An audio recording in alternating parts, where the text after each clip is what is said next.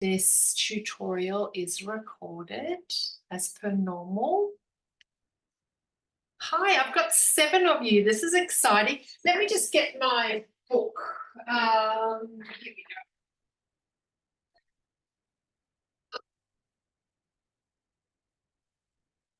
I'm going to put my phone on silent. Oh, it already was on silent. Is everyone good this week? Fantastic. At 10 to 12, here is my beautiful online class.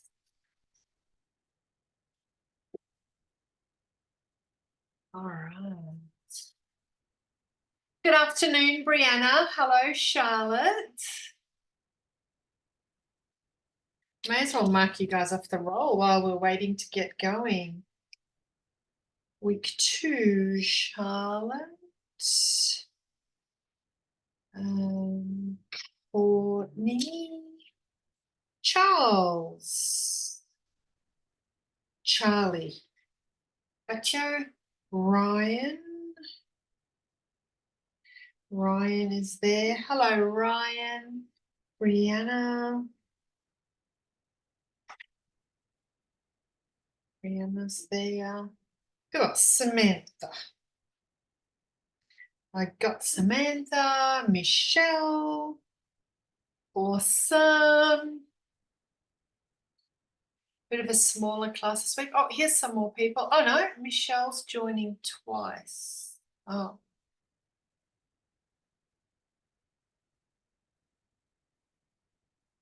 It's getting organized. This is great. How is everyone? Did we enjoy week 1? Yeah, and how are your other classes going? Okay. They're going. Charlie, that's funny. It's only week 1. You should not be feeling like that just well. It was tight, bright. What are you saying, Charlie? It was all right. Oh, good. It was all right. Well, I hope you're enjoying them. All right, we've got some more people joining us. Nikki. Hello, Nikki. Nikki Luxford. Let me see if I can find you.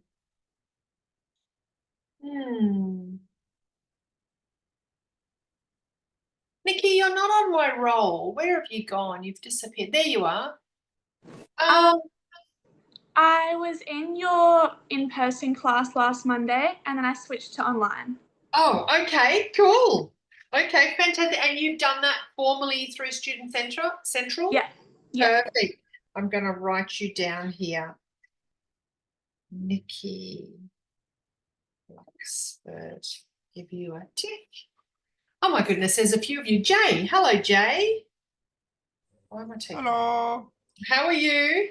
I'm good. How are you? Yeah, good, thanks. Good. Jay, I can't see you here either. What's going on? I was on the 6 to 8 online class, but I sent you an email, I think probably a week ago now, yeah. Just saying that I've had to switch over. Okay, no worries. And you've formally done that through Student Central. Perfect. Excellent. Excellent. Okay, so Nikki J. Regan is back and you are there. Welcome back, Regan. Lucy is back. Hello, Lucy. Nice to see you. Who else has joined? Caden. Caden, let me see. All right, Caden, why are you not on my list? I believe I was originally enrolled on the in-person class, but I've switched over in the central. Okay, excellent. All right, I'll check you all out. I might print out, and you should see this is a mess. I might print this out again.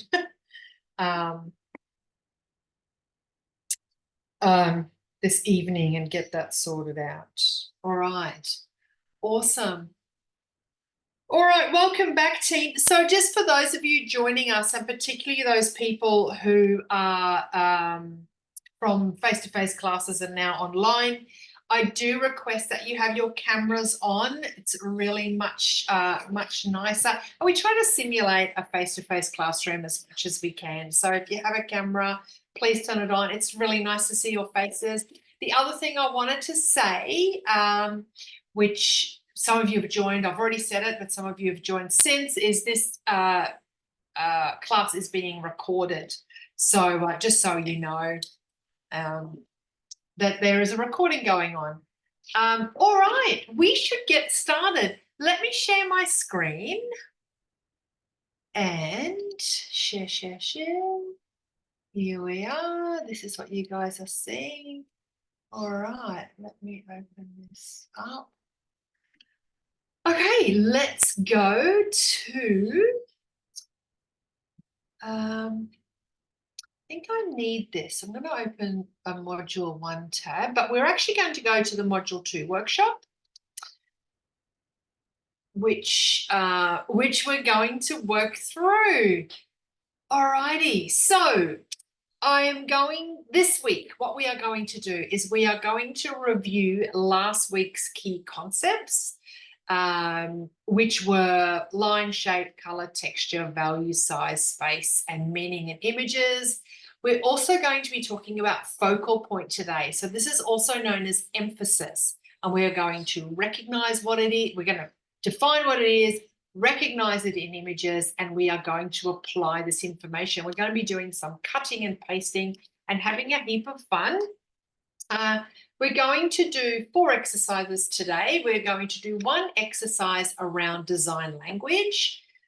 So every field, if you like, has its own language and its own jargon. And of course, we are in the field of design. So we're going to start thinking about some of the terms that we use in our field and we're going to start using them. You will be expected to use design language in your assessment tasks, particularly your reflective writing. And we're doing this, I guess, to build your skills in talking about your own work. So in a professional setting, when you are pitching a job or talking about your work, we'd like you to talk about your work in a professional manner. So we're going to be doing that. That's our first activity. It's pretty simple. We're going to be doing 2 collages, although probably only have time for 1 in class, but we'll do 1 and you can do a second one in your own time. And then we're going to be doing some really fun drawings, generating unexpected outcomes. 2 of those. Again, in my face-to-face classes this week, we only managed 1, but we'll see how we go. I have a feeling that particularly for that last exercise, you guys at home have a little bit of an advantage because you have access to little elements and bits and pieces that you have at home, whereas the students in class were kind of limited to the stuff they had in their pencil cases and on their desks and in their bags. So, but anyway, I will explain in detail. So let's get started. To do the revision on the design elements, I am going to scoot back to our module from last week, module 1, and I'm just going to work through the lecture slides from last week. I think it was this second section. Yeah, design elements. And I'm not going to explain too much detail. You should all know this. This is just a revision. So I'm just going to review some of these elements of design. Okay. So the first one is line. And line, as described by Paul Klee, a famous artist, he once said, a line is a dot taken for a walk, which I think is a super cute way of thinking about line. Line can define an image. There's lots of different lines that can be used. They can be dotted, straight, wavy, thick, thin, aggressive, soft, curvy, and they perform various functions. They can help direct the eye around the image and connect things, various elements. Here we see a bird's eye view of people in a line.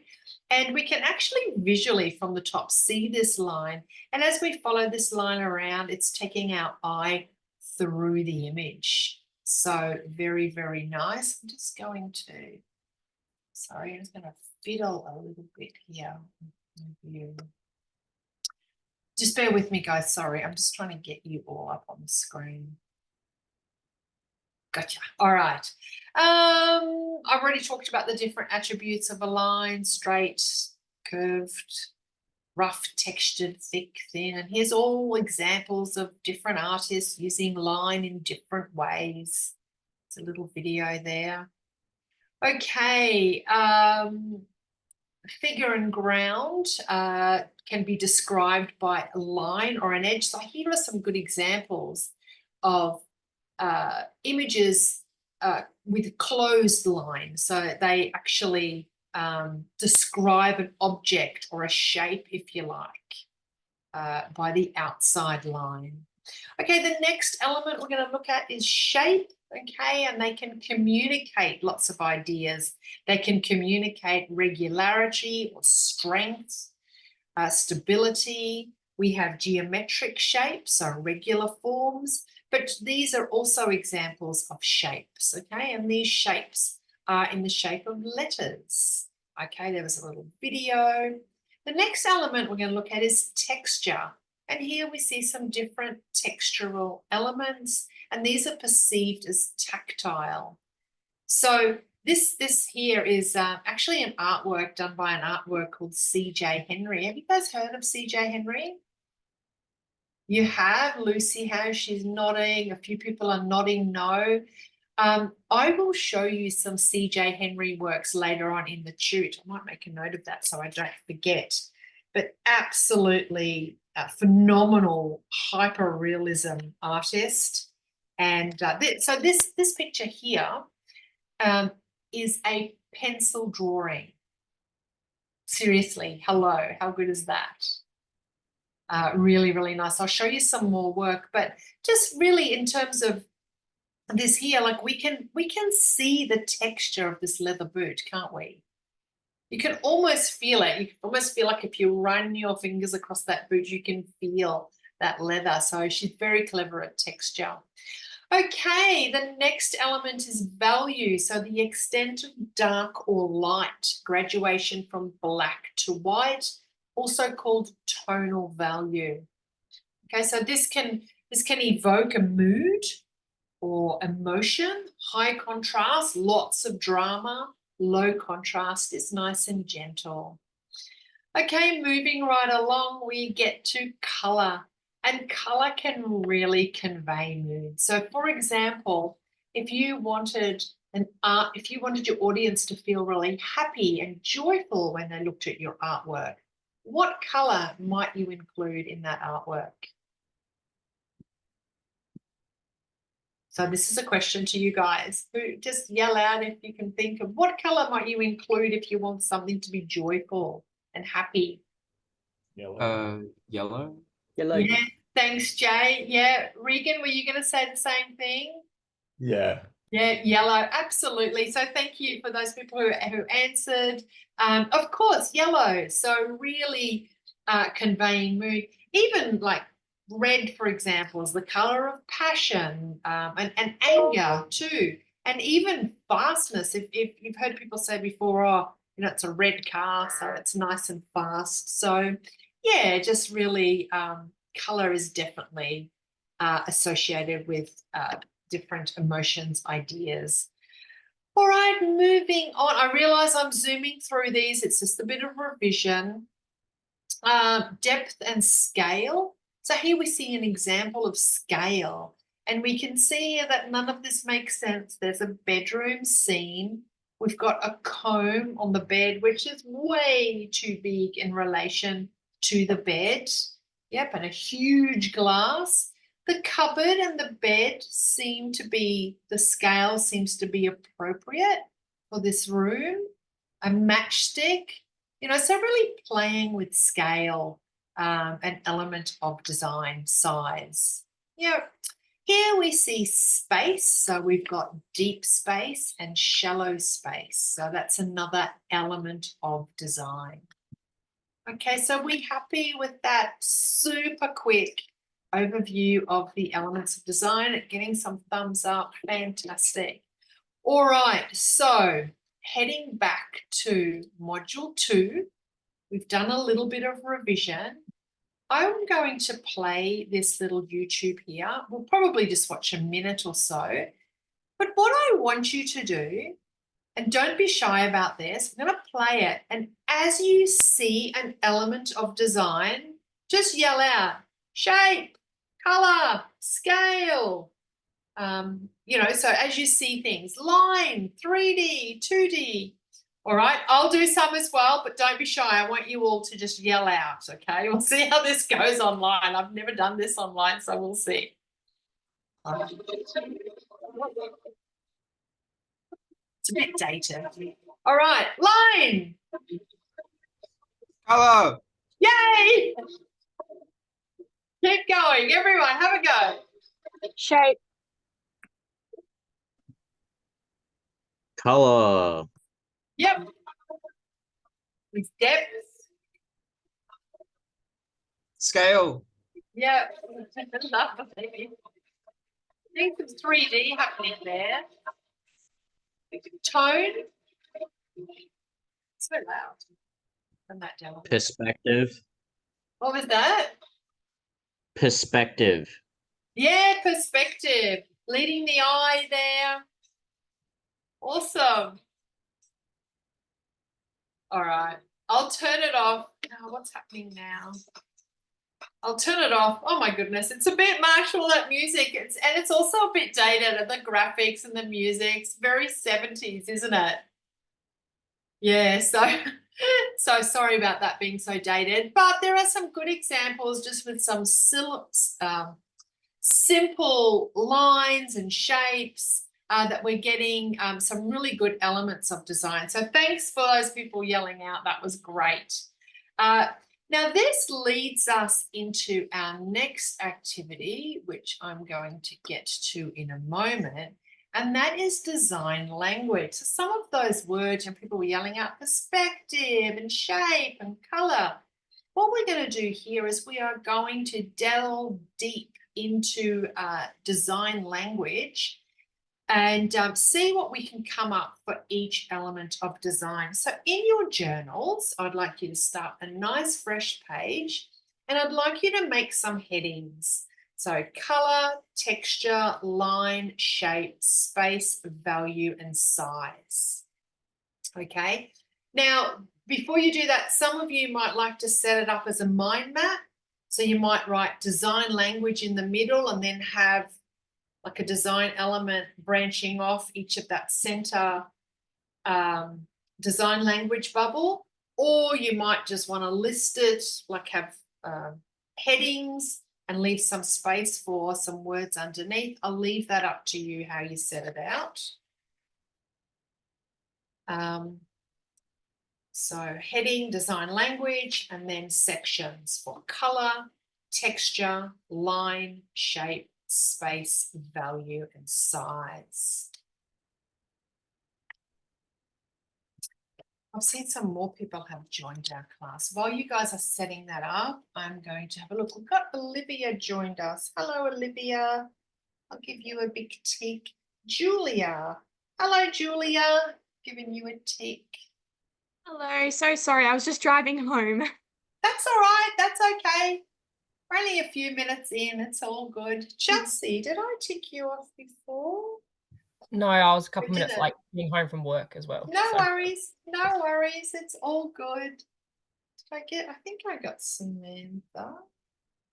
No, yes, I did. Yes, I did. Samantha's there. Excellent. I think I got everyone.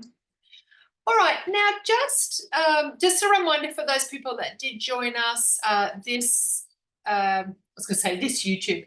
This is not a YouTube. This a session is being recorded, just so you know.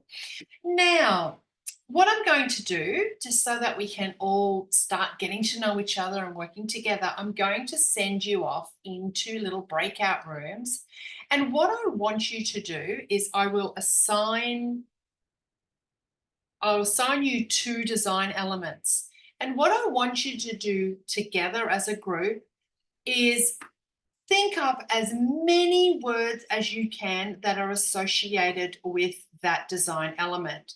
So I've got some examples up here. So if you've been allocated, say, color and texture, you might say, okay, color can be bright or vivid or garish, pale, pastels. I've just rattled off 4 or 5 already. Texture can be slimy, prickly, rough, smooth. Okay, so there's some already. So I'm going to send you off, I think, into 4 groups. And I will allocate you some, so 4 groups. So that means there's going to be 4 people per room, okay? And I'm going to, I need to write this down so that I don't lose track of what's going on. Room 1 is going to look at color and line. Room 2 is going to look at texture and shape. Room 3 is going to do space and value. And room 4 is going to look at size. So room 4 has got an easy one. Okay, now I'm just going to give you 3 minutes.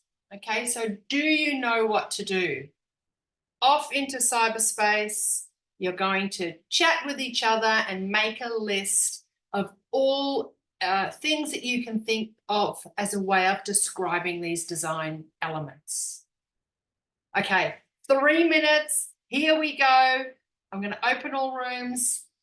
Good luck. So room 1, color and line. Room 2, text and shape.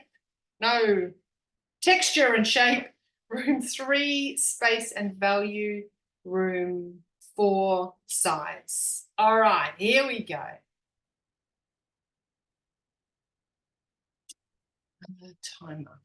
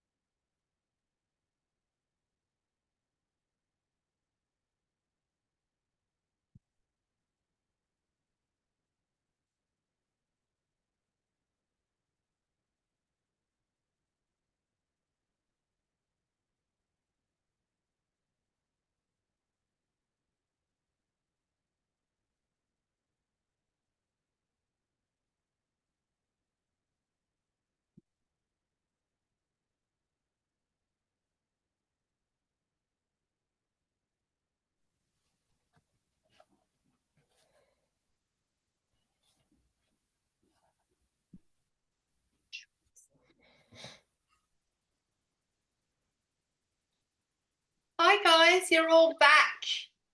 How did you go? Was that enough time? Yeah, excellent. All right. Could I have a representative from room 1, which was Charlotte, Chelsea, Caden, and Samantha, a representative to just rattle off some things that you came up with for colour. And for the rest of you, just listen out, because if you hear some good ones that you may have missed, you can just add that to your list. All right, who's going to be the speaker? Maybe someone who hasn't spoken before. Get you out of your comfort zone. I We're can all friends here. Samantha, good on you, Samantha. Let's hear your group's list. So I didn't get enough time to write down all of them as it was going on. But here's some of them that I do have for color. Okay. Saturated, bright, dark, warm, cool, contrasted, the intensity, and then like different moods and connotations that can go towards them. Okay.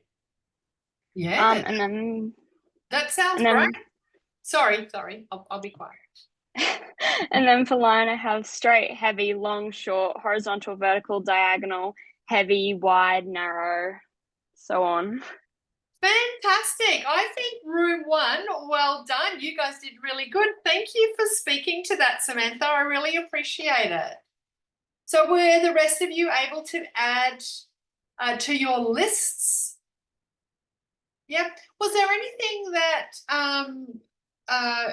anyone else, I'm just opening this to the whole class, that you'd like to add? Do you have something particularly great that you had?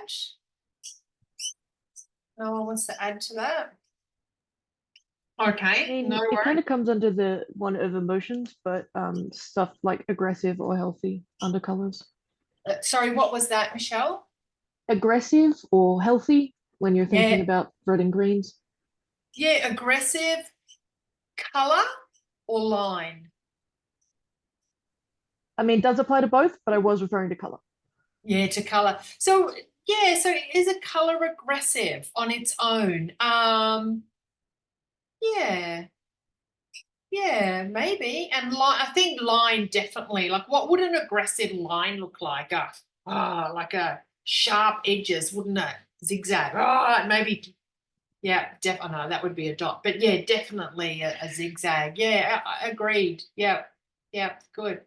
Okay, thank you, room 1. Let's talk to the people in room 2. They did texture and shape, and they were Brianna, Jay, Michelle, and Olivia. Would one of you, maybe someone who hasn't spoken before, or didn't speak last week, maybe they would like to talk to this?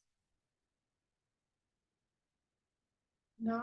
Will anyone like to talk to this? I will talk to this. I like to give other people an opportunity first. Good on you, Michelle. Thank you. So textures we had rough, smooth, bumpy, abrasive, coarse, soft, sharp, silky, natural, grainy, synthetic, wet, dry. Yeah, nice. That's some really good ones. Yeah. And our shape we did last, so we don't have as much. We have sharp, soft, round, square, geometric, open, flat, 3D. Yeah, nice. Excellent. Would anyone in the entire group like to add to those lists? I wrote curved as well. For shape? Yeah. Yep, nice. Curved or organic shapes. Yep, love it. Anything else? I loved it, Michelle, when you read out those textures. I love the texture one because you can really feel it. You know, you can imagine the texture of things. Like I particularly, like somebody in my class yesterday said velvet. You know, you can just feel that velvety texture, can't you? Yeah, good job. Excellent work, room 2. Room 3. Space and value. We had Courtney, Julia, Lucy, and Regan. Who wants to talk? Nobody wants to talk. I'm happy to do it if no one else wants to. Good on you, Julia. No, I don't have anyone lining up, so you go for it. Okay. Well, for space, we had obviously small, large, clean, defined, expansive, confined, controlled, ordered, contemporary, minimalistic. Yeah. Yeah, nice. Some really good ones there. Some real, like, I love clean, a clean space. I love that. Yeah. Also, think about adding deep and shallow, deep space and shallow space. Yeah. Mhm. Anyone else had some good stuff before we move on to value? No. Okay. One that I Okay. just thought of that we didn't discuss in the group actually is negative space. Yes, great, Yeah. Megan. Yeah, negative space and positive space. Yeah, Yeah. excellent. And the other Value. one was value. Yep. Okay, so we had dark, light, opaque, gradient, composition, contrast, defined, harsh, soft, muted, dramatic, subtle, hue. Yeah. Yeah, dramatic. I like that. Yeah, excellent. Good job. Good job, room 3.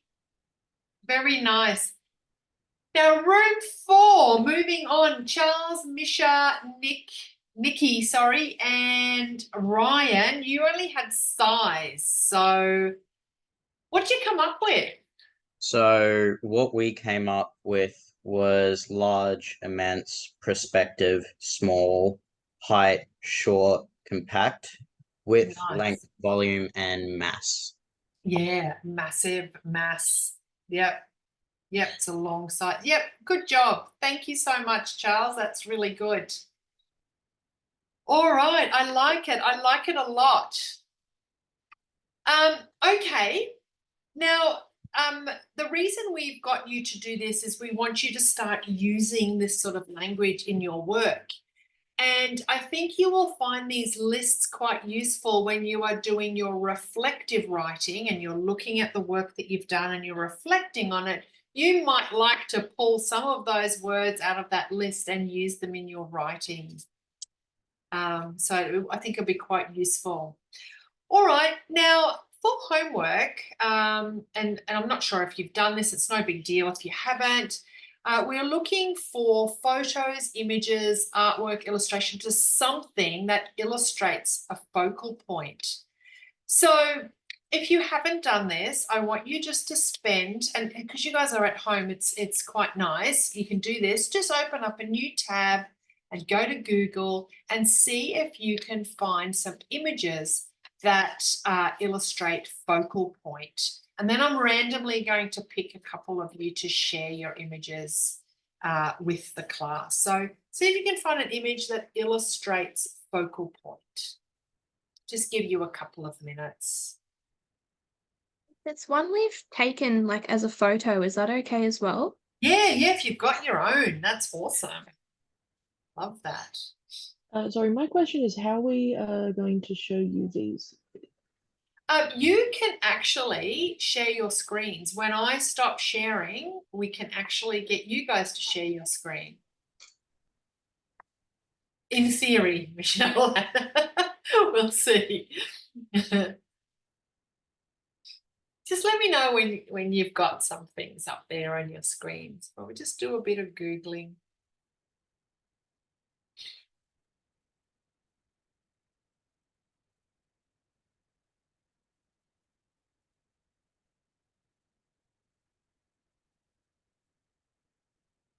I've got a picture if y'all want to see it, but I have to lift my laptop and show you onto my Okay, we computer. can, So give me a we second. can do that too. All right, well, since you are ready, okay. Is it working? God damn it. No, it's I'm trash. not sure. No, well, hang on a minute. I'll try to send it through to the other thing.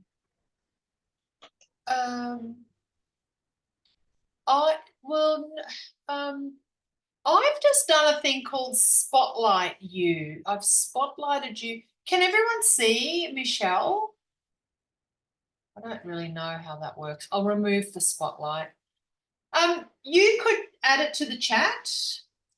Yeah, I think the spotlight basically just makes it so that their little box is like on the it's like pinned up there, so you can't.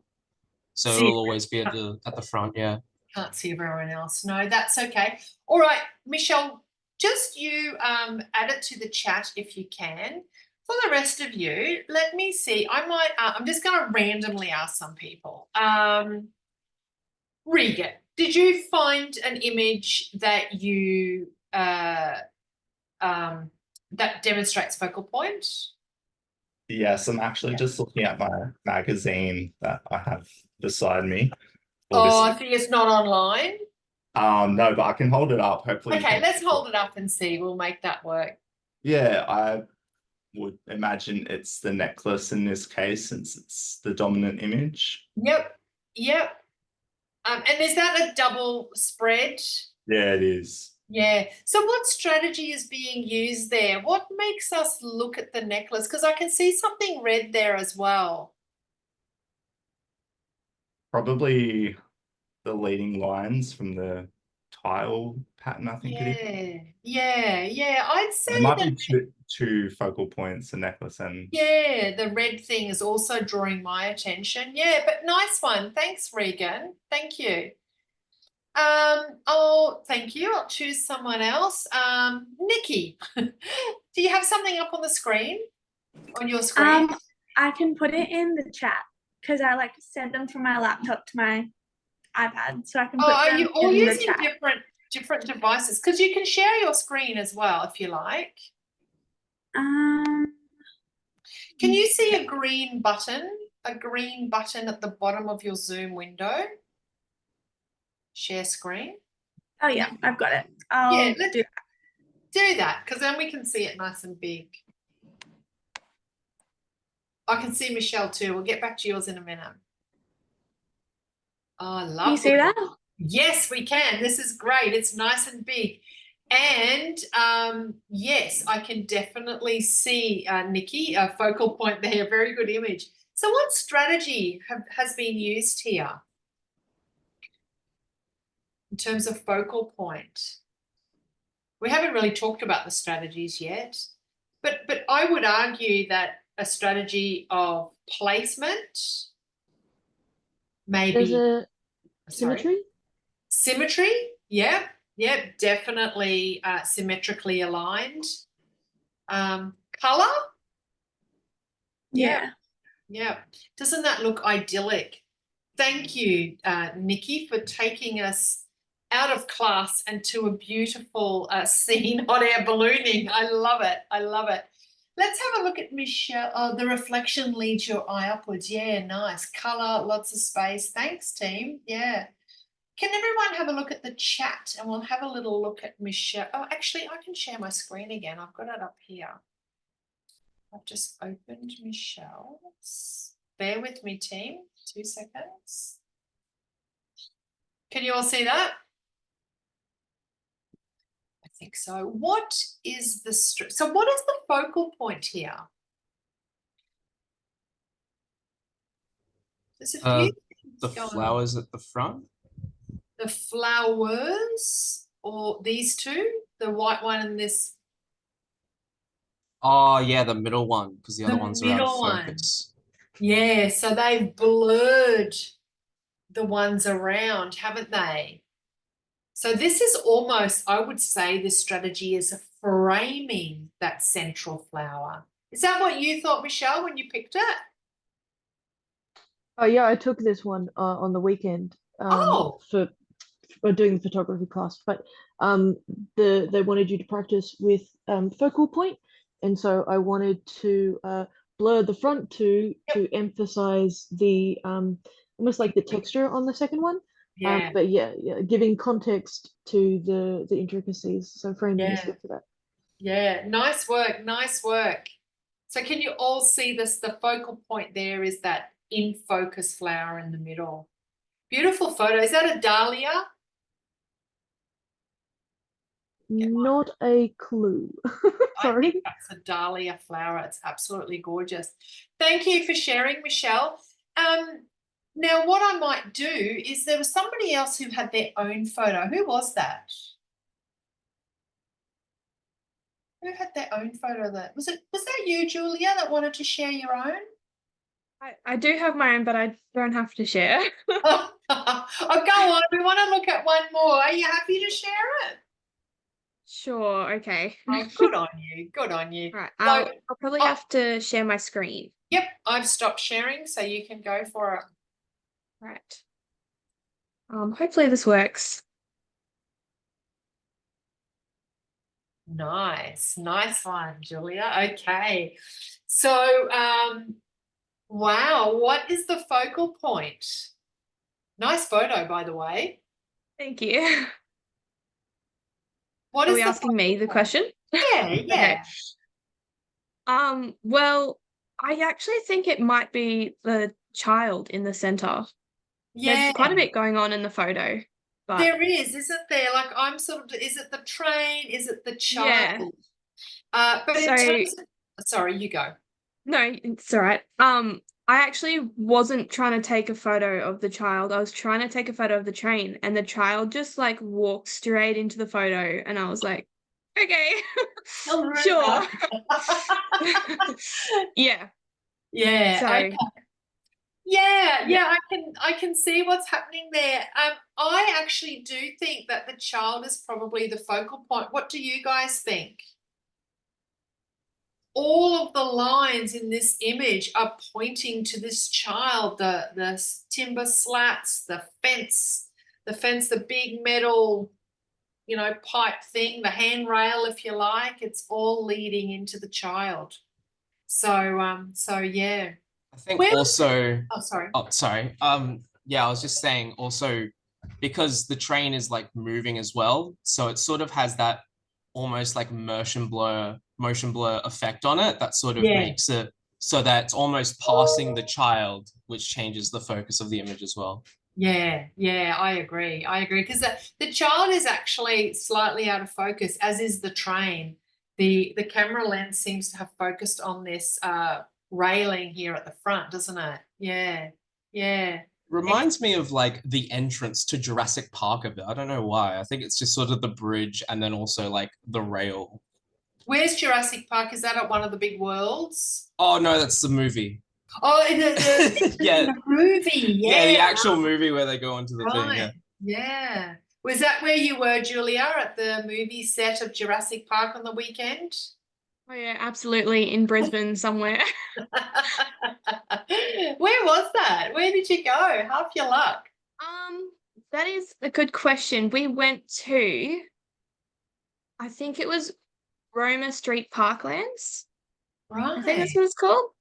Yeah. Yeah, my boyfriend, he's in a gig, so in a band, sorry, so they had a gig there, and I was just like, bye, I'm gonna go take photos. So Oh, yeah. Good on you. That's great. All right, thank you so much for sharing some really nice images there. Let's have a talk a little bit more in depth about these strategies that we can use to create a focal point. And the first strategy is actually no focal point. So if you have looked at the lecture this week, you will have seen that Jackson Pollock work that I talk about in terms of focal point. And Jackson Pollock's work has no focal point, and that's a strategy in itself. Do you know what I'm referring to, or would you like me to flick back to the lecture slides? I was going to say that's what the train boy picture reminded me of, that there was a focus, but then somebody else became the focus.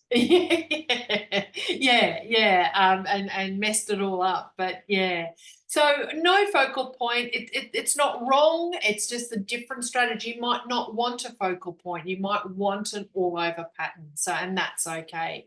All right, the next one here, the first one here is different. So I wish in a way I'd separated these images out a bit more so that you could see them in there. Am I sharing again? I can't make it bigger. I can't zoom in. Okay. So we're just looking at this here, and the focal point strategy here is different. So by making something different, our eye immediately jumps to that one. Let's have a look at this next one here. We can add in some contrast. And the first contrast we're going to look at is a size contrast. So by making something bigger, our eye is drawn to it. So focal point strategy is contrast in size. The next one is a contrast in color. Which little sun do we look at first? This happy little orange one or yellow one, because it's a different color. We can isolate our focal point. We've got everything lined up in a nice little grid, and this one is isolated, and therefore our eye goes to this one here. So the strategy of isolation. Here we have a strategy of placement. So, and I could argue so it's placed slightly different. Isolation applies here as well, I think, but just thinking about the placement of your focal point. Here in this next little this next little image here, we've got a combination of focal point strategies. We've varied the value. So this is high, very high value here. We've colored it and we've isolated it. So we've got 3 strategies at play there, working to lead our eye to that little happy yellow sun. We've got a focal point of leading the eye, and we saw that in some of your images, particularly that train, the boy with the train. You know, all the lines in the image were working towards taking our eye to that focal point. So do we understand those different strategies? Lots of different ones to encourage our eye to go to where we want it to go. We're going to have a little look at this short little video clip. It is a photography composition tip, so just want you to remember we're interested in focal point. This little video is about composition, but a couple of the tips or a few of the tips are relevant to focal point. So let's watch it, and I think you'll enjoy it. Here we go. Is this going to work? Yes, it is.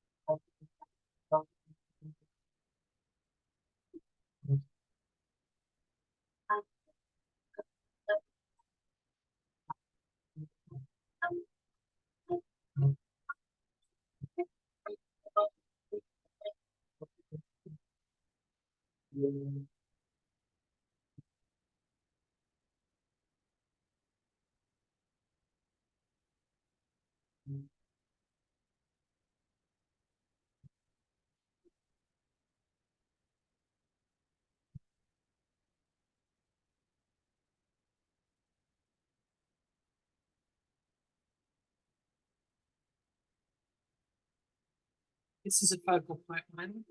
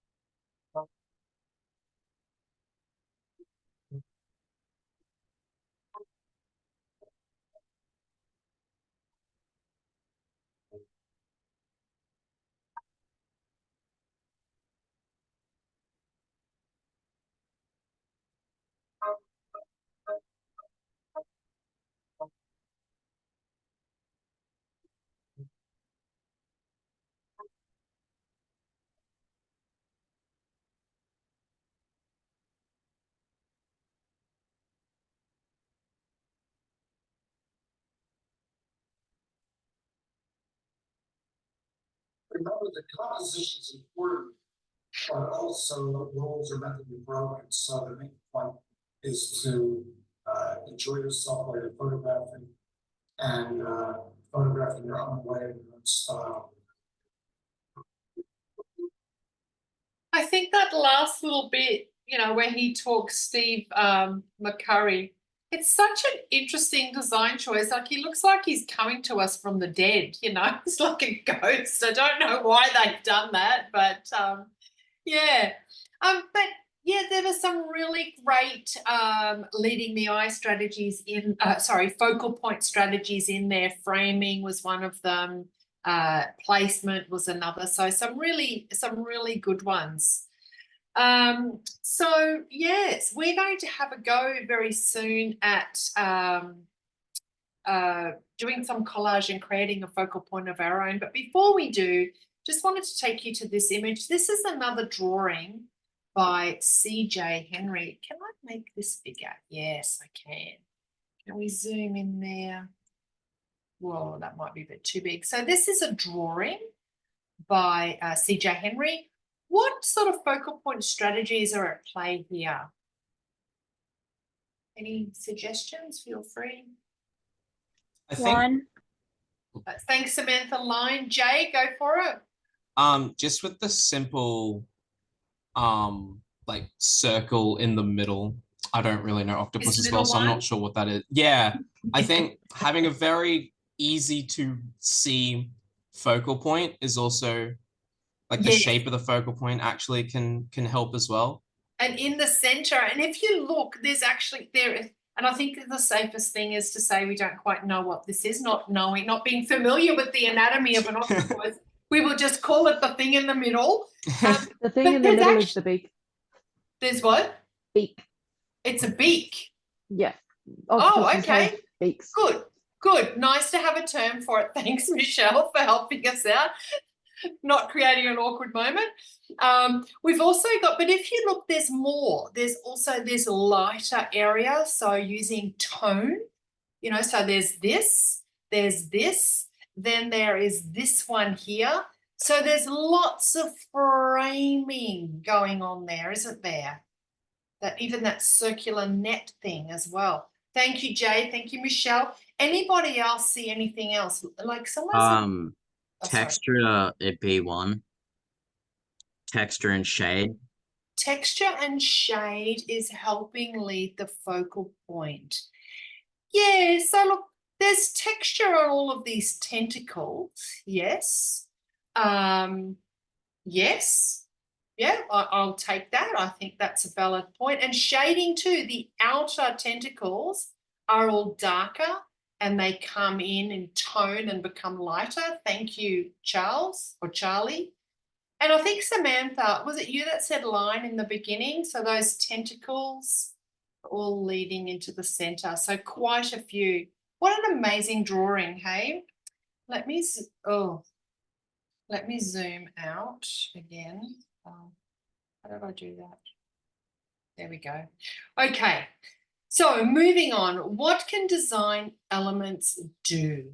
They can help communicate. They can help lead the eye to where we want the eye to go. How could you use line to create a mood of anger? We've already touched on this. How do we use line? So I'm asking you guys this question. Sharp points. Sharp points. Yep. Edges. If you think of very aggressive sort of naturally occurring shapes like cracks on the ground or in glass or lightning, it's all very like it's jagged, but it's also like very like unkept. It's sort of they just flow and just stick out everywhere. Exactly. And even, you know, if we're drawing like a really simple emoji and we want the face to be angry, we put like a sharp line with a sharp angle there for the eyebrows, don't we? Yeah, so very good. We've already talked about this as well. What color could we use to create a mood of happiness? I think we all agreed it was yellow earlier on. So describe organic shapes. What sort of ideas can they communicate and when would we use them in a design? So this bottom little rectangle here is using organic shapes. And what kind of ideas do they communicate?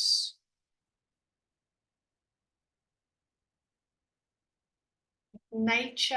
Harmony, flow. Yep. Calm. Calm. Yep. Yep. So I think, you know, these sort of organic shapes would lend themselves to messages of environment, nature. Yep. If we wanted to convey a sense of order, what shapes could we use and how could we arrange them? Like maybe this? Geometric shapes such as squares and triangles, especially in the above image where it's laid in between each other or where they have proportions equal to themselves or distances that are relative and pleasing. Yeah, beautiful, Michelle. Couldn't have said it better myself. Perfect. Yep, fantastic. We all agree with that. Yep. Okay, let's get busy and let's get crafty. We are going to make a couple of collages. We'll probably do one in class. We'll see how we go. But basically, we are going to create a collage. I want you to go and gather, you know, it might take a 5-minute break while you gather some materials, but just some magazines, maybe the Woolworths or Coles recipe booklet. You might have some junk mail, newspapers laying around. Go and get some bits and pieces. And I'd like you to find a center focal point, an image of something that you would like to use as a focal point. You're going to cut neatly around it and remove the background. And this is going to be your focal point. I would then like you to start adding elements, paste in elements that are going to lead our eye to that focal point. You could use line, shapes, words, pictures, and or abstract shapes to lead our eye to the focal point. Be creative, consider an image or part of one, make sure it's strong and bold, and also make sure it's a reasonable size. Some people are picking like tiny little things to be their focal point. Pick something that's, you know, of considerable size. It can be a shape, a word, a letter. It can be abstract or realistic, color or black and white, large or small. And I'm suggesting, you know, large-ish. Try and work to 20 to 30 centimeters. See how you go. It might help if you actually rule up a rectangle of that shape. And the other thing I suggest is you're going to be cutting and pasting for cutting and arranging for a little while. Don't stick anything down just yet. Like cut and play around, arrange, and when you're happy with your composition, then you can start to glue. Okay, so I've got an example here. So here's the focal point, and this person has used a variety of things to lead the eye. So we've got, you know, these red words. We've got some lines here. These are actually text. Okay, they've considered a background to also help pop that face forward, that focal point. That is just one example. So I'm going to let you go off and start doing that. But I also, just before you do go, I want to introduce the second one. There is a second collage that needs to be done. So while you're flicking through things, you might be able to identify some things you might like to use for your second one. The two tasks are pretty much the same, except this one is slightly bigger. Is it similar? No, actually, it's actually very similar. So the size is the same, but in the second focal point requirement, you can choose a strategy of choice to lead that eye. So in the first collage, it must be leading lines. In the second collage, pick one of the focal point strategies that you like, or even even better, a combination of one, okay? So just work on the one, but just keep your second collage in mind, okay? Just in case you see some cool stuff. I think I'm going to just let you go and get your bits and pieces for the collage. And then I think you guys should turn on some music, and we might just allow a few minutes. We'll see how we go with the timing, but we'll just allow a set amount of time for you to just work quietly in peace without me talking at you. So off you go and get some bits and pieces. You'll need glue sticks, rulers, scissors, and collage material. And I'll see you back here in 5 minutes, and then we'll set the timer. Suzanne, can I ask you a question? Of course, go for it. I read through exercise 2, and it's like just in the words that were written on here, where it said construct an image that is leading the eye, but you can use lines, shapes, pictures, blah blah blah. But I didn't read that as you must use lines in order to achieve this. Is that part of what is required in this aspect? You don't have to use line or lines, but you must lead the eye to your object. So I'm not sure if I'm answering your question, but in this I'm just going to attach what I've done, and it's essentially color, lead it, if that's worked. Oh my goodness, I've got 15 new messages, I just realized. Okay, attach it and we'll have a look. Everyone else go off and get your bits and pieces. Oh my goodness, I've got so many new messages. Nice photo, please. Agree with Jay. Oh, this is so good. Oh, this is still about the train. Oh my goodness, okay. Michelle, okay. It's coming. Okay, here it is here. Let me have a look.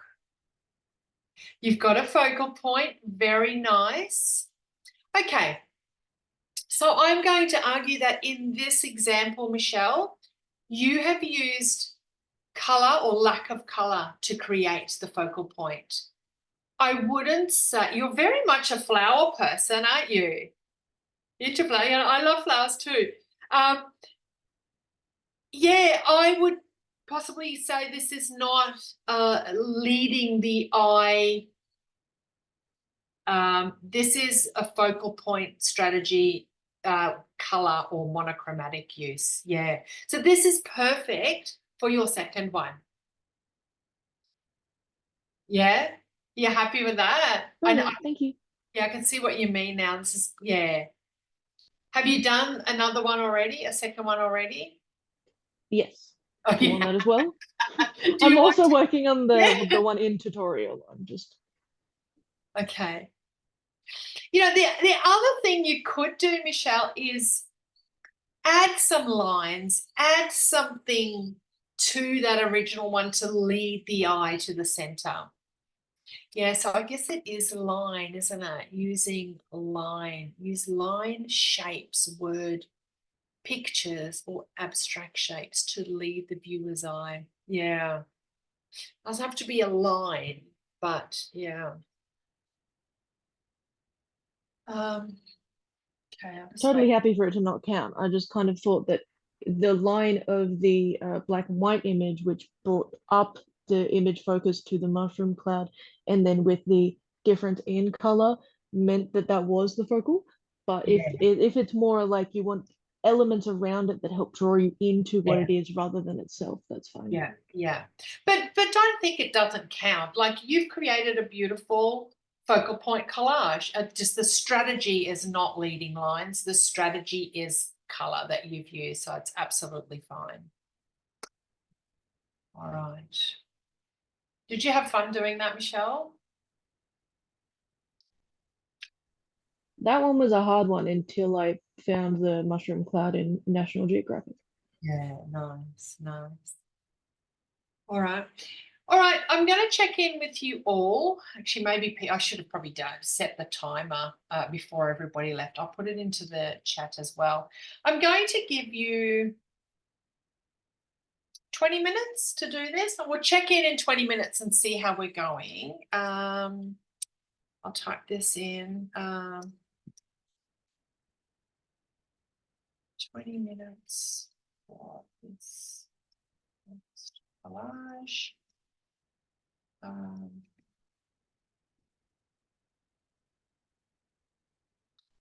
So that makes it 5:25. Let's make it 5:20. Going to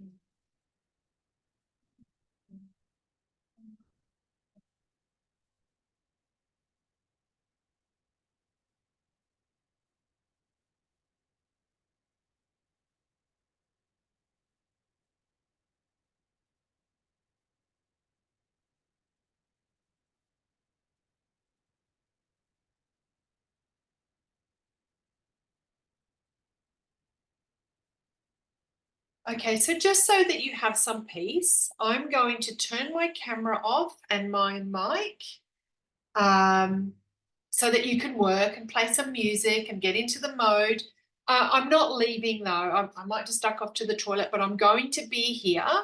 So if you have a question or a concern, just speak out or chat in the chat box and I can answer your questions. Okay, so I am here, but I'm just going to give you some peace and save my voice a little bit. So I'll see you all back at about 5:20, 5:25. We'll check in and see how we're all going. Does that sound good? If you have a question, don't be shy. Just yell out or talk to me in the chat box.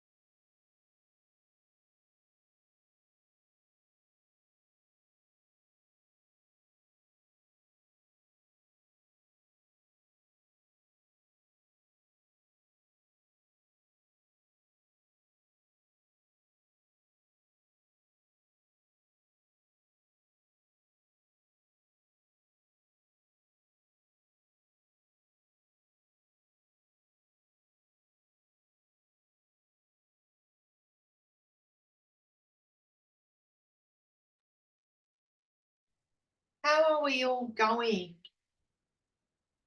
Are we having fun? Give me a thumbs up. Got some thumbs up. That's good. I've got a couple. Everyone else is off having dinner probably. No, I'm joking. I'm joking. Getting some good thumbs up. Any questions? Is it going well? Does anybody want to share anything? No. All right. Look, I do have another activity, so I do want to wrap you up within. It's half done. Excellent, Charlie. That's great. I do have another activity which is also fun, which I'd like to get started. So I might get you to just put your work to the side. Just make sure it is safe. If you need, ooh, this is looking good. I'll check that out in a minute, but just make sure your work is safe. It's not going to blow away. If you need to do any sort of sticking, make sure it's all stuck down before we do move on so you can come back to it. Just going to have a quick look at Michelle's here. I'm liking the colours and more flowers. Lovely. I really like the way you're using the yellow lines to draw the eye. And is that red? Is it a Banksia? I don't know, a Banksia, yeah. And that's the focal point. Yep. You could even consider bringing those yellow lines even closer to the focal point. Something to think about, but not necessary. And I guess it's, you're still going to be doing some work on it. It's looking good. It's looking good. All right. So just a minute or so to tidy up, and then I will talk to you about, let me share my screen so that I can get back into action. Oh my goodness, I nearly pressed end in the meeting. Luckily I didn't. Okay. All right, so while you guys are tidying up, so you've done you're working on the leading line collage. You are aware that you need to do a second collage using another focal point strategy. One or more, you can use a combination. When you have done that, I would like you to sign and date your work in your journal. And of course, as always, please upload it to the Padlet. I'm pretty sure that I set up a Padlet for week 2. So I'm just going there now. And also, wonderful work with the Padlet in week 1. There were so many beautiful drawings. I was just thrilled to bits. But I'm just going to scroll down to just see how you can add into week 2. Oh, this already is week 2. Am I on the right course? Let me just hang on. 101, yeah. Yeah, oh, okay, yep. So just add into week 2. I'm just trying to get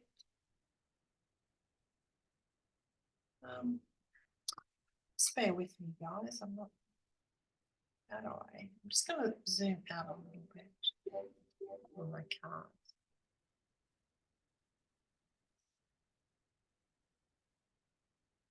Sorry, bear with me. It's a bit clunky. So just scroll down to week 2 and press add.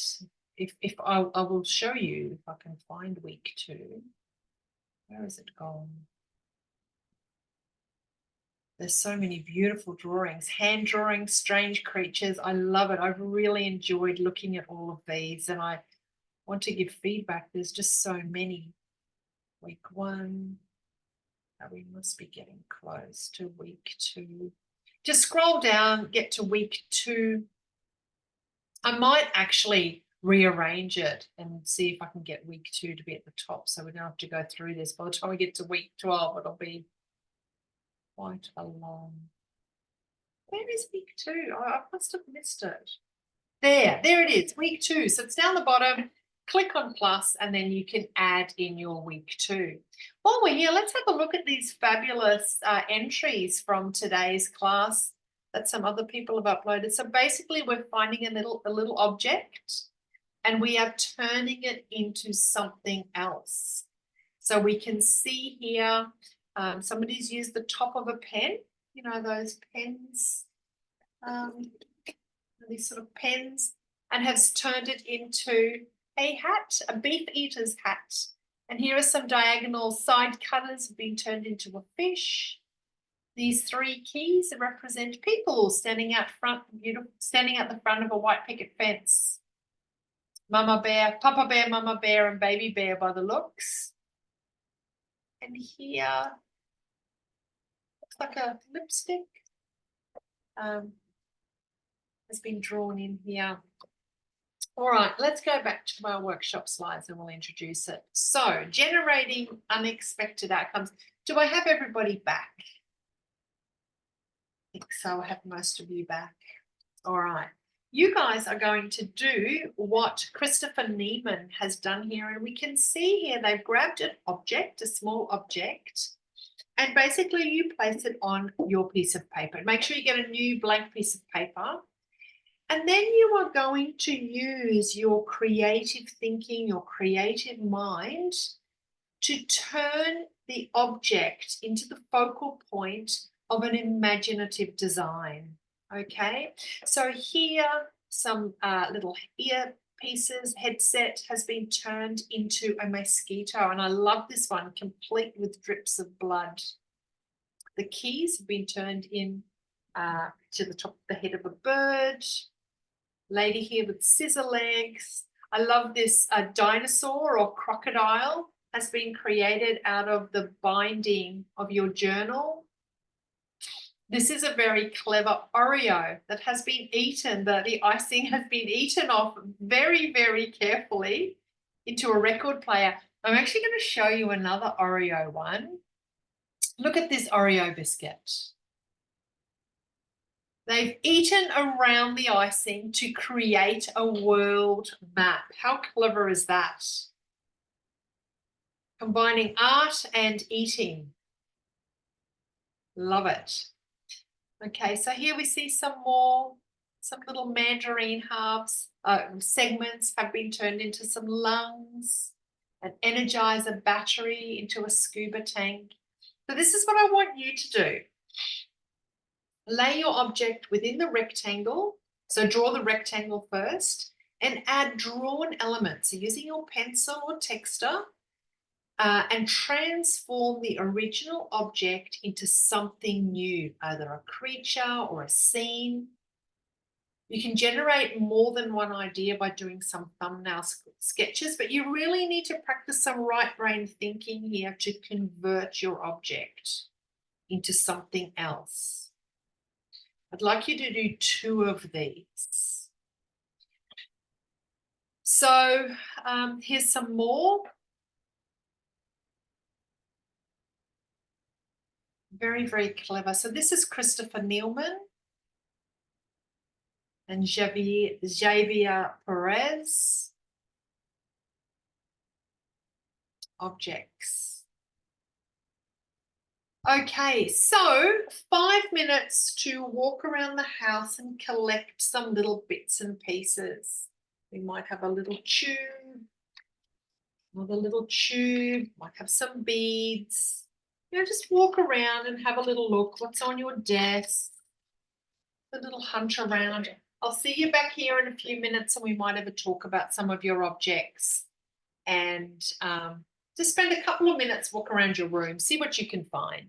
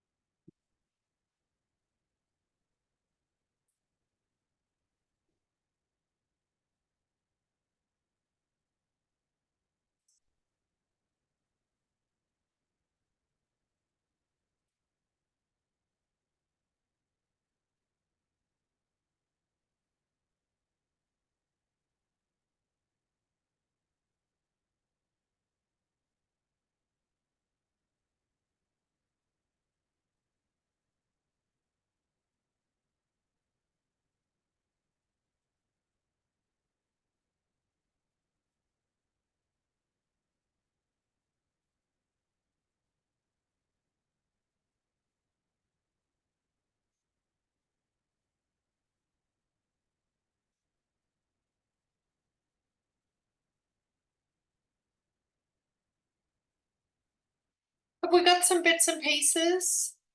People still walking around, having a bit of a look. Talk to me about some of the things that you found. I might be able to help you do some brainstorming. I've already come up with an idea. So I got staples and I've basically drawn a crossbow. So I'm using the staple as an arrow. Nice, very nice. Are you bending it at all, Charlie, to turn it into a... Yeah, I am. Yeah, okay. So that's great. I love it. So just keep in mind, I want you to keep your object on your piece of paper. So don't remove it, don't draw it in. We're actually using that object as part of the image, and then we will photograph it. Okay, so where your object is on your drawing, when you pull that away, there's a blank spot. Yeah. Anyone else want to share some of the things that they may have are considering for this unexpected outcome exercise? Is anyone hitting a blank? Oh, Chelsea, go for it. Oh, I've got a pair of scissors that I turned into a bird. Oh, okay. You've already done it, or you're considering doing it? No, I just did it then. Oh, good. Oh, wow. Okay, great. Fantastic. Well, it sounds like you're on a roll there. Fantastic. Is anyone stuck and we can do some group brainstorming? Oh, I was just gonna ask, because there's an artist online I've found. I'm not sure what their name is. I'll have to look into that. But what they do is they actually use the shadows that are created by certain shapes. Yes, yes. Oh, I love that, Jay. Absolutely. We can use the shadow as part of the image. Yeah, I love that. Is it it's not Christopher it is Christopher Neiman, I think, is it? It might be. I'm not sure. I've just seen them online. I follow the artist, but I don't know their name. Oh, okay. Off the top of my head. I'll just have a little look. I'm going to see what I can find.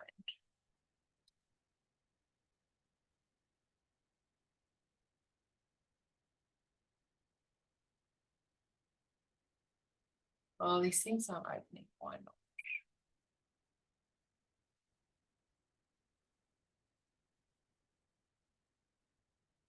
Oh, pouring with rain all of a sudden.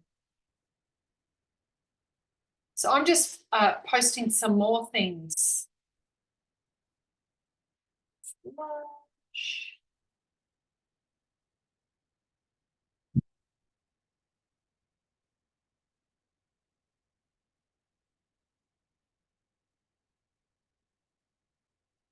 I love some of these. How good is this one? The dirty sock one. This is when it's really good when you guys are at home online, because people were asking if they could, you know, take their shoes off. I was like, no, in class, but you can. Very clever. I also really like this one.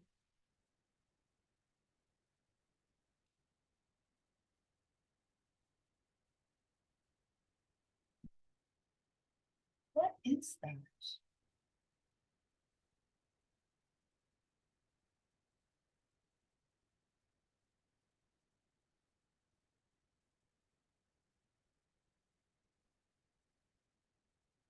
So there are lots. Okay, so I'm hoping that you guys are into this. No one's really talking. So if you're okay, go for it. Create a way. Generating unexpected outcomes. I would like 2 of these. And I just before I stop talking, I will just say I'd like you to do 2, and I would like you to really spend a bit of time and effort, because these will make up part of your task 1 submission. Okay, you will be expected to submit these.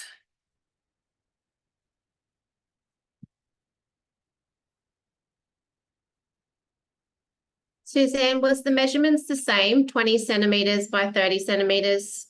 Yes, roughly. The only thing is, who's asking me that? Who's talking?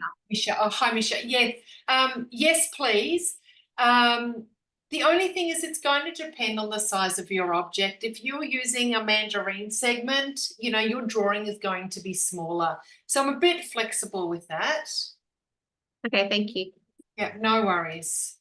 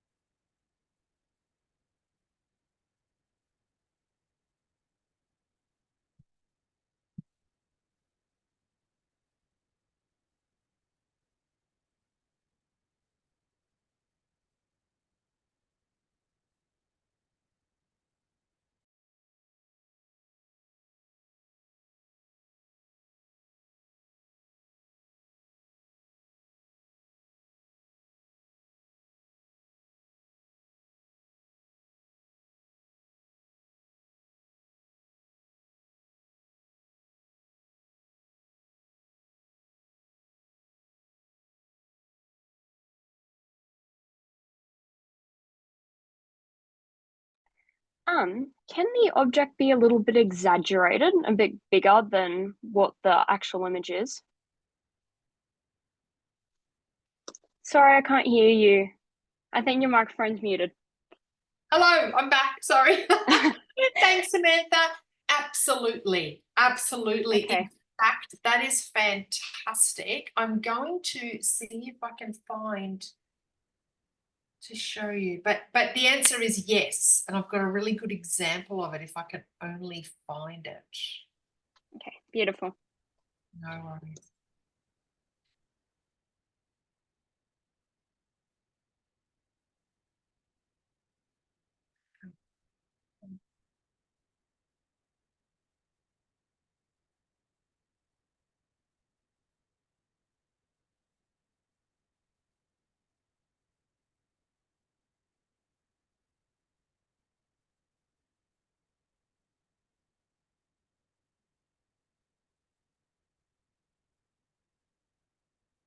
Oh, this one here. Samantha, are you there? Can you see? Am I sharing my screen? No, you're not showing your screen. Okay, let me find it. Show it to you. Oh.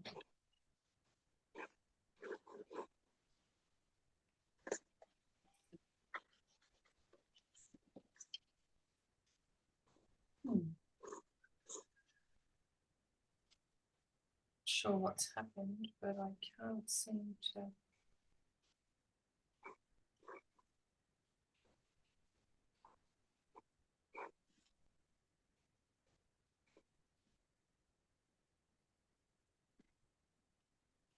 I don't know why I can't seem to share my screen right at the minute, but Samantha, I've popped it in the chat.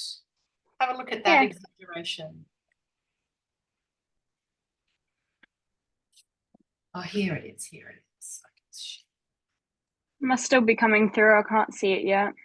Okay. Oh yeah, that's cool. I found the screenshot. I don't know why I couldn't see that a minute ago. Yeah, it's good, isn't it? Yeah. It must be standing up, is it? And then the photo taken from above it. Yeah, I don't know how he's done it, but he's really got a good control of depth, I think, this artist, Christopher Neilman. Yeah. Yeah.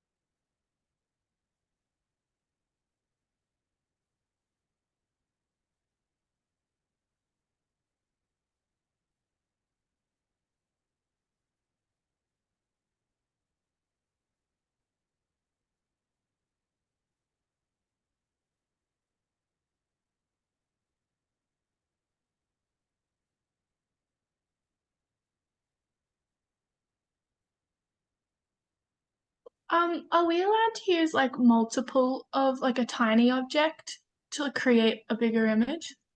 Yeah, absolutely. Absolutely. What are you thinking? Like, so I have these like entomology pins. I was wondering if I lined them up and like drew in like rails, could I make a fence? Yeah, why not? Give it a go. Cool, thank you. Sounds great.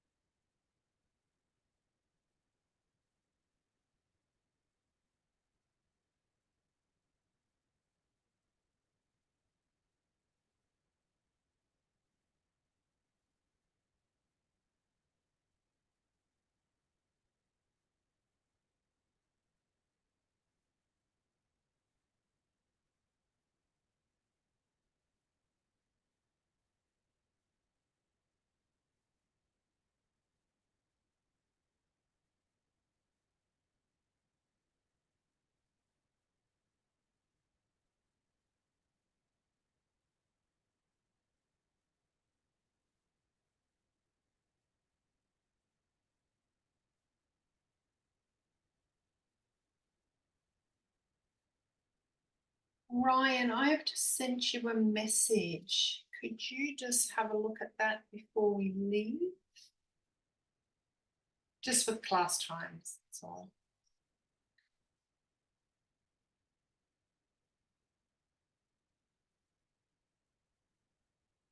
Okay, team, we've got about 5 minutes left. I'm happy for you to keep drawing, but I'm just going to take you to back to our Canvas site, and I'm just going to take you to the assignment folder. I want to talk to you about what parts of today's tutorial are applicable to assessment task 1. So in assessment task 1, in terms of today, you will need to submit I'm just showing it on the screen now. You will need to submit both of your focal point collages and both of your object drawings from today's class. Okay, and if you remember back, you need to submit 1 hand drawing, your Zen doodle drawing, 1 drawing to sound where you responded to the sound, and 1 Sean Tan drawing. Okay. So for homework, I'd really like you to just continue working on these collages and your object drawings. You might not be happy with what you did in class, and you might say, this isn't really good enough for my assessment. I'm going to redo it. That's completely up to you. But there's a fair bit of work already just in our first 2 weeks that will need to be submitted as part of your task 1 submission. Okay. So I just wanted to point that out. Can you repeat the ones that need to be done from week 1 again that are going to be submitted? Yeah, have a look at your screen. I've got it up there and I'll highlight it. Everything that is highlighted on the screen is stuff that we've done so far. So there is a contour line drawing, your hand. You need to do 1 hand. The Zen doodle drawing of your hand as well.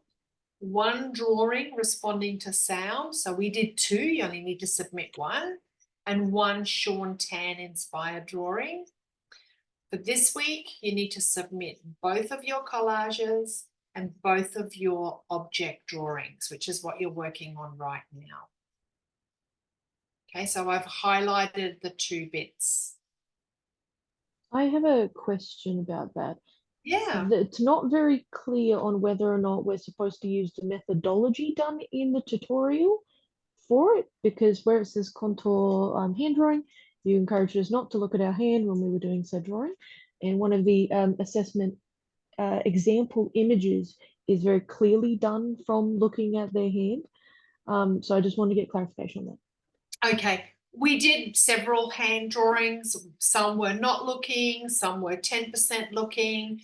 I would like you to pick your favorite one, Michelle. Pick the hand that you like the most, your best hand. Yeah, I'm not fussed. I'm not fussed. But you might like to label it and just say, this is the 10% looking drawing, or this is the pure blind contour line drawing. So label it as such, but you just pick your favorite one. Yeah, yeah. Okay. Okay. I want to... I also, sorry. Yeah. No, go. So I had a question. So everything we create and put in our journals and then put in this kind of like mini portfolio for an assessment, does it all have to be like traditionally done with like hand and pencils and stuff, or can it be any of it be digital, like digital art? Yeah, no, that's a good point. I've had some questions about that as well. I think most of it we want analog, hand-drawn things. However, I think for the people that have asked, I'm not unhappy for one of the collages to be a digital collage. So 1 of each. I prefer handmade ones, but if you really would like to do a digital one, I'm not opposed to that. Okay. So does our sorry, I'm asking a question. No, but it's great. our like week 1 drawings with our hands and stuff, they can't be digital artwork? No, I don't. I think Cool. they should be hand done, yeah, in week 1. The focal point collage, I think we could have 1 and a digital one. I think that's quite acceptable. But for the other one, yeah. Okay, sweet. That's a great question, Charlotte. Great question. All right. I will show you, so this page that I'm reading here about task 1, I'm going to show you where that is. Let me just zoom out again. Okay. So where I'm looking here is in assignments. Let me just go to student view so it looks like yours. Student view. We go to assignments. We click on task 1, design imagination. And here it is here. Here is all the information about the assignment. And that sheet that I was just reading is here. Click here. There's also some examples and a frequently asked questions. And you've got the rubric here, the marking rubric, which I really highly recommend that you have a read of that, just so that you make sure you're addressing the marking criteria. And that's where we're looking. All right, team, I think you have done amazing work today. Just get out of this. You've done some great work today, some really good work. Did you enjoy learning about focal point and how to create a focal point? Yeah. Have fun with your collages. Have fun doing your homework. I will see you all next week. Before you go, I just wouldn't mind checking in with Ryan. Before you go, Ryan, I just want to check that you're enrolled in the correct class. But everyone else, you are free to go. Awesome work, guys, and we will see you next week. So hang back if you have a question. Otherwise, I'll just see you next week, or you can always email me if there's any questions. Take care. See you guys. Yeah. Thank you. Bye.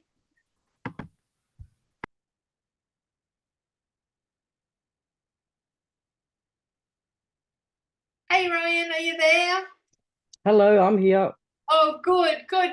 Ryan, I sent you a message because I just noticed I was doing the roll while you guys were all busy, and it looks like you're enrolled in the 6 to 8 class. Oh, okay. Yeah, so that's 6 to 8 tonight. So rather than 4 to 6, it's 6 to 8 online, and it's actually with another tutor. Oh, okay. Yeah, just so the reason I'm pointing this out is because when you submit your assessment, like I don't mind you coming to this class, but when you submit your assessment, it will go to the other tutor. And I just don't want your work going off into cyberspace. So you should really, you should really go to that later class. Is there a problem with the timing? No, I didn't know that I was enrolled in that class. Sorry. No, that's all right. That's all right. Just last week, I wasn't on your roll either, but then when you talked to those other people, you didn't request me to stay, so I thought, oh, maybe she's maybe she's found me. No, sorry, I've just missed it. I'm so sorry. There was a lot going on, but I was. No, that's all good. No problem. Yeah, so as of next week, just go to that 6 to 8.